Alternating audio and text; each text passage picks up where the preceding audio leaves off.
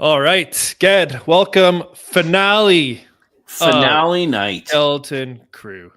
You know, Um, we've done a few of these.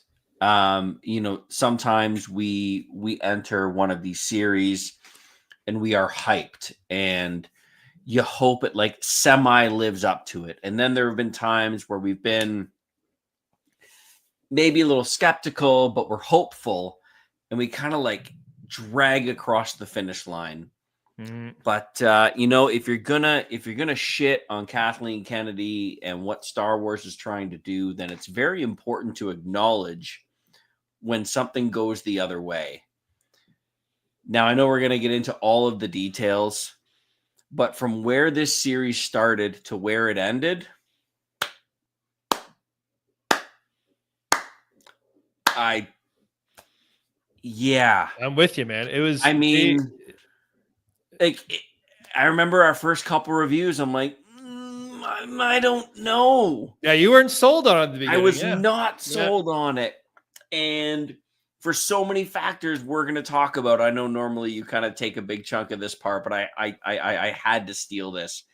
Yeah. For so many reasons, the way this series developed, the proper character development, the questions we had about certain people that do get answered. I mean, son of a bitch, like they got one. So if anybody important ever watches this, well done. Well done. You might be surprised to learn. I don't know the exact number, but from everything I've heard, that Skeleton Crew has had the lowest viewership of any Star Wars property.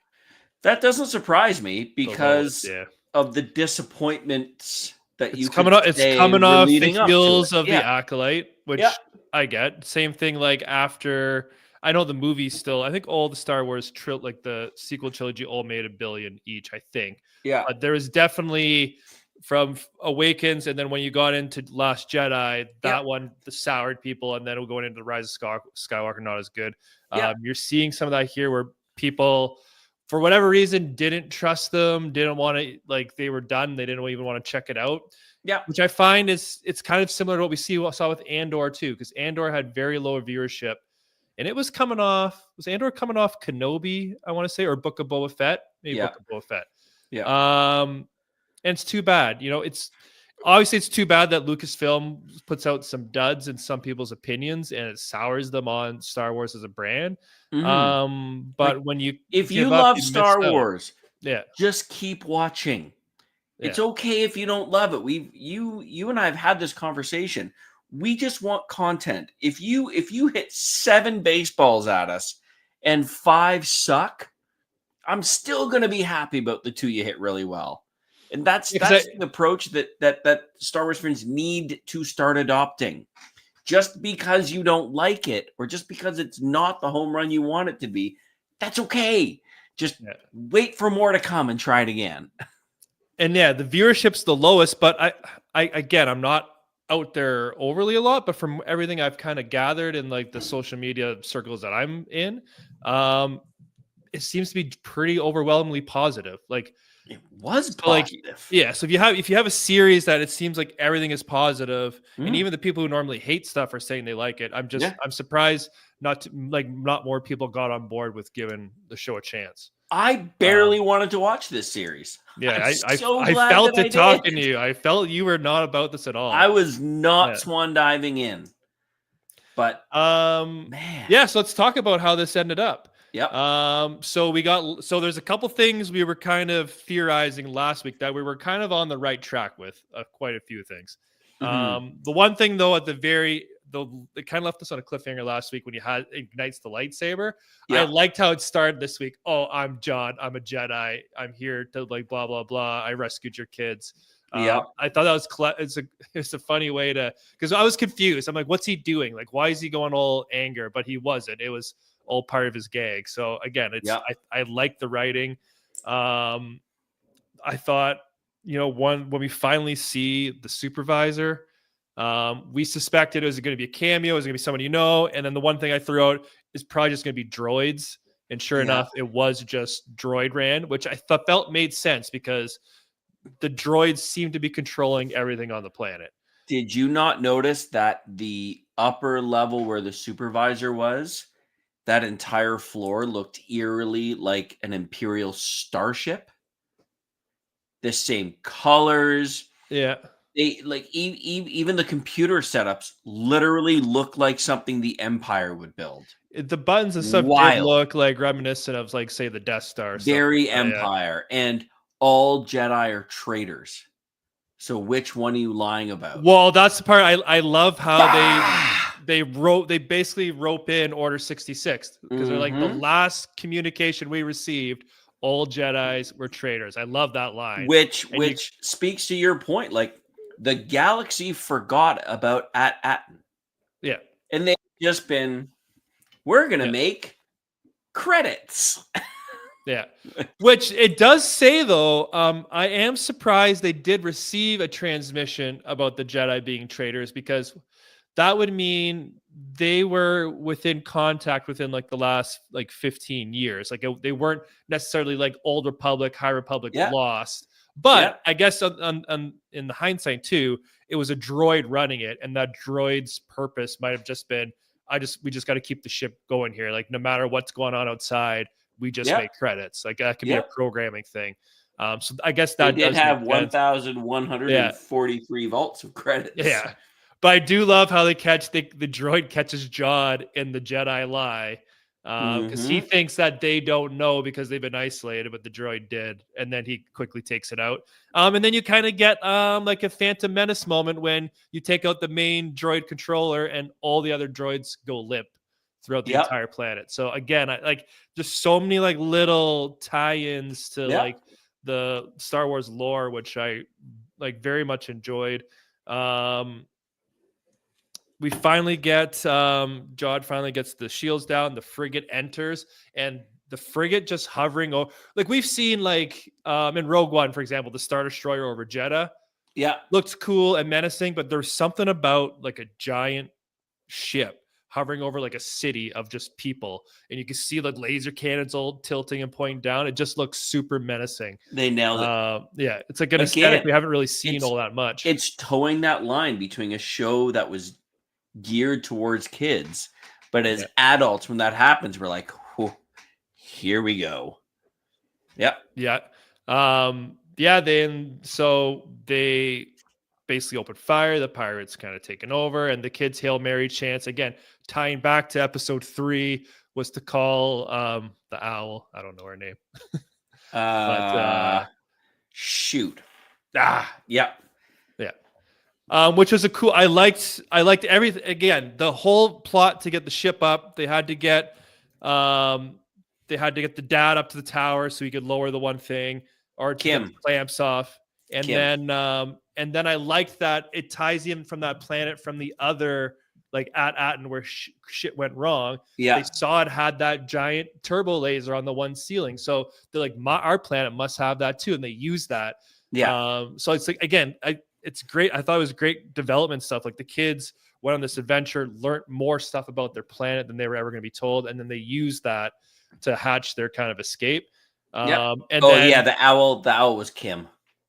Okay, and then, like, for me, being a ship nerd, highlight moment when I was waiting for this. When the barrier goes down, we see a whole squadron of X-wings come in. I could just see the biggest thing, man, the 2 B-wings that come in was like the chef's kiss, because from a Star Wars perspective, we first see the B-wings in Return of the Jedi, but they're only ever in the lead up to when Lando and Wedge do the shield's still up, how do you know when they pull up?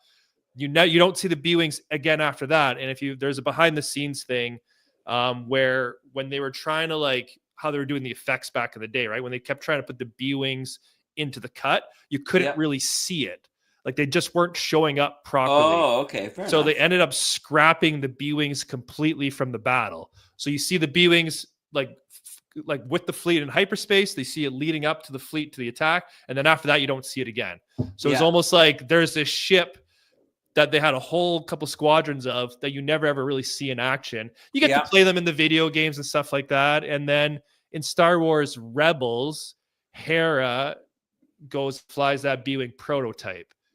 and the prototype had that giant like Death Star style where all the lasers converge and bomb. The first time I've seen that thing fired in live action. So Good. that was in the Rebels episode, but I thought that was just the prototype, and then B-Wings in regular action would just have standard laser cannons. But when those things ignited and just ripped that frigate apart, I was like, whoo.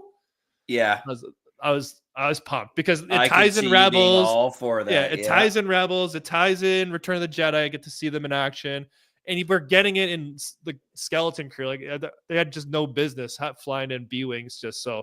That was totally for the fans, which I loved.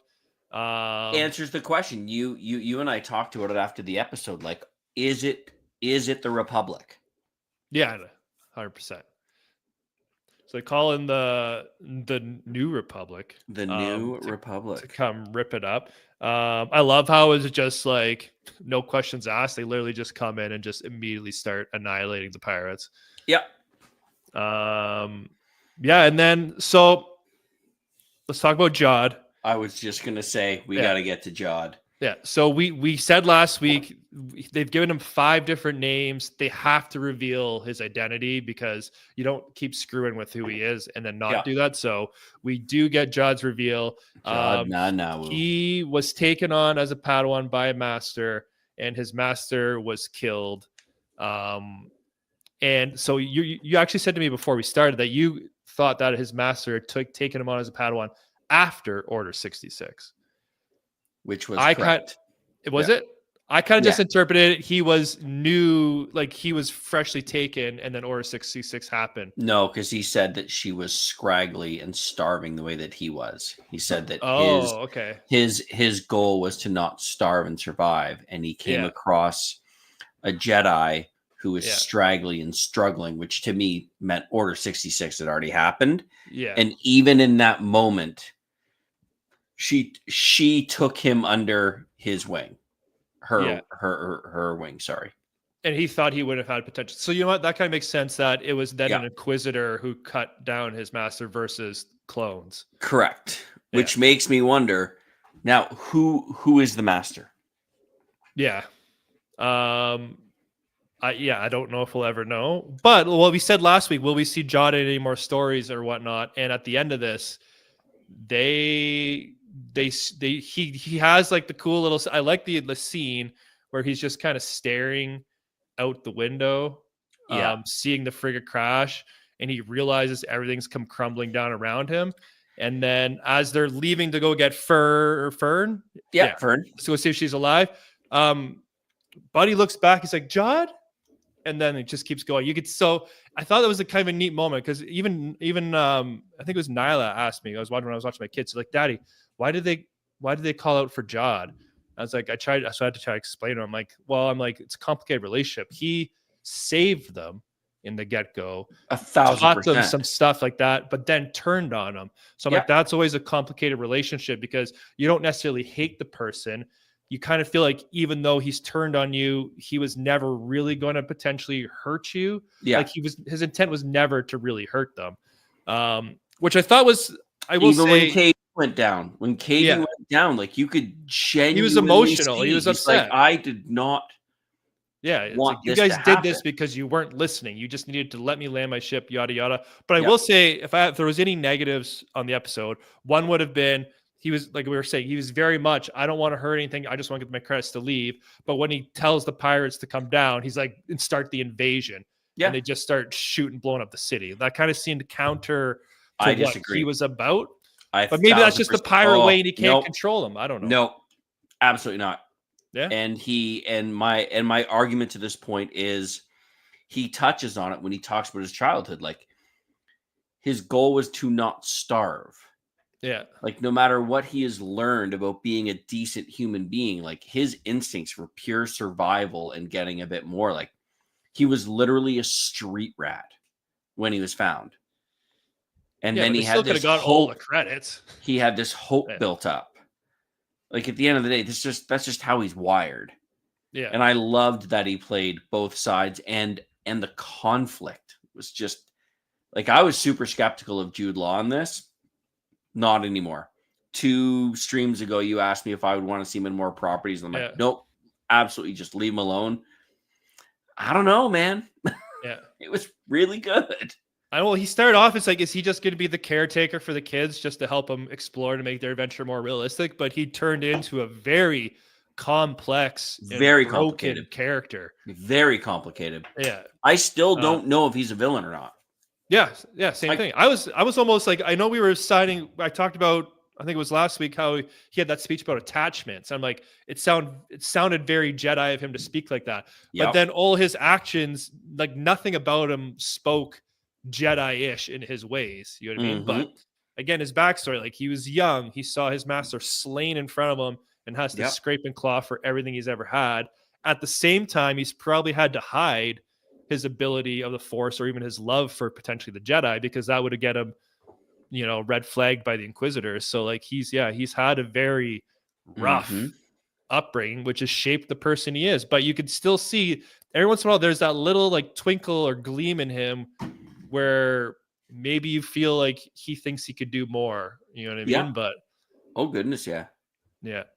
The only other thing I kind of like, again, if I had to critique anything, was they spent a lot of time up in the supervisor's room of, don't touch that or I'll kill this person. You know what I mean? Like there must have been 3 or 4 different attempts to bring the barrier down. And like, when you like once, for one, it's like, it's a bit of a trope for this style of thing, but like, I felt like they just elongated it enough where it started to make Jod feel a little bit like unserious. You know what I mean? Like, he wasn't going to kill anyone.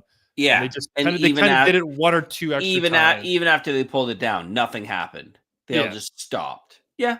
I'll give you that critique. And I get it. Like you knew he was never going to hurt them, but like I don't know. The threat of it kind of just went away when he was just up there kind of babysitting almost. You know what I mean? Yeah. Like, but there was a moment where I thought Buddy's dad was going to be in trouble. Wynn's dad. Yeah. I actually really came to enjoy him as a character. He was a certified weenie at the beginning of this series. And I really grew to enjoy his character when he jumped that hover bike, which I just howl because all I could think of was Return of the Jedi when they were being chased by and he's like, I'm too heavy. And he makes the jump. He's like, did you say that? Like he's like a whole other human. No, plus again, the kids made their parents, especially Fern's mother and Wim's dad. You saw them change based on their kids' change, like development, which is a nice touch. KB was clutch. KB's such a great character. Yeah, and again, just the shot of the Onyx Cinder hanging like in the air, and then the landing platform or ramp comes down. All the credits slide out, and she just slides down on top of them. It just looked cool. You know what I mean? They just nailed it with the look on a lot of the shots, the aesthetic. And you could tell that was not CGI'd. Like they set that up to happen. Yeah, it definitely looked cool. There were some moments where it was maybe some of the speeder bike chase didn't look as crisp as other moments, but I thought like all the ship stuff looked awesome. Oh, could not agree more. The invasion was really good. I thought the chase scenes were good. The chase scene was you knew they were going to do their old loop too, like through the forest. You knew that was coming. I guess so. Then the other thing that we kind of see too is Wim's, like he wanted to be a Jedi so bad. Through this, he's kind of learned that the Jedi maybe aren't around. Like once he gets out, maybe he'll learn the stories of Luke Skywalker and Ahsoka Tano and whatnot. But he looks up at those X-Wings flying over, and you could just see the twinkle in his eye of like, I know what I want to be when I grow up. Because even making a remark before too, I guess you don't have to take the assessment or whatever. And then he like looks up and like you could just tell he's, whether it's a pilot or he wants to be part of the rebellion. Well, I guess not the rebellion anymore, but the New Republic and like helping people in the galaxy. You know that kid will not be staying on Ad Atten. That speech of Fern to her mother, where the galaxy's big and scary, and she's like, "But in all these scary places, there were good people too." I was like, someone always wanted to help them. So good, such good writing. And the writing can't be complimented enough in this. No, and it Like, was, you know it's what? so good, and Yeah, it hasn't been, and that's okay. Because yeah. my God, was it good? The writing, the pacing, everything wrapped up perfectly. Like I Yeah, said, the only thing that didn't, well, like there's a couple threads where I don't think there's a season 2. I think this was just a what, like yeah, once and done. And I would say that there's a couple things that came out of it. One, like what happens to Jod? Like he's alive. There's no question whether or not he's alive or not, or dead. yeah. He's alive. He's maybe rethinking his life. Who knows? But like, will we see him in the future? The other thing I thought, I don't know why I started thinking about this, but where is it? So I think there's got to be some implications for the amount of money the New Republic's about to come into. Because like, what happens to At? Like the barrier's down. The New Republic now has it. The New Republic's obviously going to take control. The New Republic. I saw someone on Reddit was trying to estimate how much money, like worth, was actually in the vault. I think I saw people's consensus was like it's more money than anyone has in the entire Star Wars universe. Like it's that, like there's that much coin there, Combined. right? Like it's that much. Yeah. That, so we see like in, again, this is parallel with the Mando verse, but like we see like the New Republic can't even patrol the Outer Rim because they don't have the funds. You know what I mean? That's why they keep sending out Kim's Convenience just on these one-off things. Yeah. Like he's the only one, right? They're strapped for cash. We even see when well, I was going to say, even when the First Order, so like say 25 years in the future, when the First Order attack, like it's like a little bit of, it's like the Resistance is what's fighting. And again, they're like a ragtag group because the New Republic doesn't believe the threat or isn't helping. But I guess Starkiller Base wipes out the New Republic. So I guess you could say maybe they had the forces to fight the First Order, but they got wiped out with Starkiller. Yeah. But for this Mando timeline, though, like the New Republic's about to get flush with cash. So what I'm looking at is like, for this fight against Thrawn that's coming up and stuff like that, it'll be interesting to see if this discovery of At is just an afterthought or if this war chest is going to be used or incorporated somehow. Because, Interesting. like I said, they're coming in to possession of a lot of credits. Like they And could it belongs to the Republic. yeah, They're it belongs to the Republic. credits. Yeah, they could just start stamping out like Mon Calamari cruisers, like X-wings galore, like just build the most massive army there is, Yeah. or navy, whatever you want to call it. So yeah, it'll be interesting. Like I obviously know it's a pirate show, you got to have treasure, but like just the sheer vastness of this treasure, like it literally, like the credits itself should have galaxy like impact, you would think, with the wealth that they found. So that's why I would think so. yeah, it'll be interesting to see if it comes into play at all in any future shows, like this new surplus they're getting. That's kind of the only thing. That's a random thought I was thinking about. Yeah. because Aten ain't going to be at. They're not minting credits anymore. I feel like that planet's been discovered. These people are going to have to go out on their own and live a normal life, so to speak. Yeah. So I think that kind of wraps up. The only other thing I'll say is there was no end credit scene. I waited to the end. So did I. I was wondering if we were going to get something of like Jod hopping on a ship and taking off or something, just a little nod, but there was nothing. So, I think you don't have to wrap up every storyline. I think it wrapped up fine. I agree. It just keeps things open potentially if they want to explore it in the future. Yep. All right, let's give this thing a score. What do you got? 8.8. 8.8 because 9 is a very rare unicorn. Yeah. In our world. I mean, it was phenomenal. It wasn't a 9.0 for me, but I mean 8.8 for the episode and 8.8 for the entire series. It built so incredibly well. I can't say enough for how probably right around the same. Kids are. I was probably like 8.7, I think is what I had thought of before we went into this. And you started higher than me. Yeah. And I would say, probably for the length of the season or for the entire season as well, probably in that same range. It was great. It's very self-contained. It felt very Star Warsy, and there was some surprises along the way, right? Like Jod ended up being a great character.